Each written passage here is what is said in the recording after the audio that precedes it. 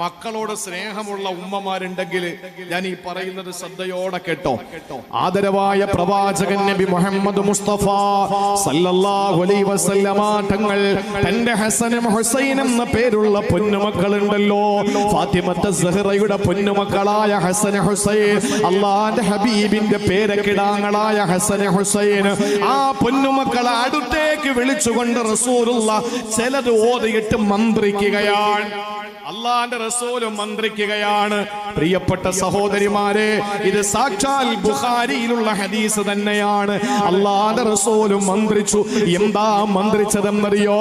ഹസനും ഹുസൈൻ എന്ന പ്രിയപ്പെട്ട പേരമക്കളെ അടുത്തേക്ക് വിളിച്ചിട്ട് അള്ളാന്റെ റസൂലും മന്ത്രിച്ചത് എന്തു പറഞ്ഞിട്ടാണെന്നറിയോ?